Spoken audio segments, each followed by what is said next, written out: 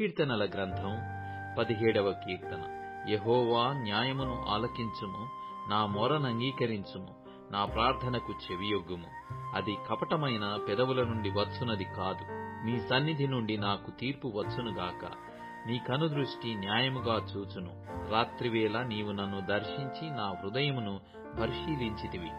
నన్ను పరిశోధించితివి, నాకు ఏ దురాలోచనయు కానరాలేదు. నోటి మాట చేత నేను అతిక్రమింపను. మనుష్యుల కార్యముల విషయమైతే బలాత్కారుల మార్గముల తప్పించుకొనుటకై నీ నోటి మాటను బట్టి నన్ను నేను కాపాడుకొనియున్నాను. మార్గముల యందు నా నడకలను స్థిరపరచుకొనియున్నాను. నాకు కాలు జారలేదు. నేను నీకు మొర్రపెట్టుకొనియున్నాను. దేవా, నీవు నాకుత్తరమిచ్చెదవు. నాకు చెవియొగ్గి నా మాట ఆలకించుము.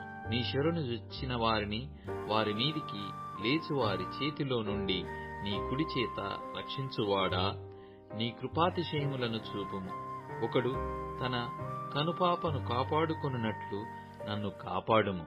నన్ను లయపరచగోరు దుష్టులను పోగొట్టి కాపాడుము. నన్ను చుట్టుకొను నా ప్రాణశత్రువుల చేత చిక్కకుండను. నీ రెక్కల నీడ క్రింద నన్ను దాచుము. వారు తమ హృదయమును కఠినపరుచుకొనియున్నారు. వారి నోరు గర్వముగా మాటలాడును. మా అడుగుజాడలను గుర్తుపట్టి వారిప్పుడు మమ్ము చుట్టుకొనియున్నారు. మమ్మును నేలను కూల్చుటకు గురిచూచుచున్నారు.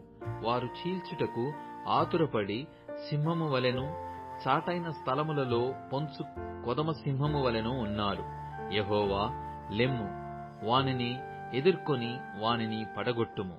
దుష్టుని చేతిలో నుండి నీ ఖడ్గము చేత నన్ను రక్షింపుము.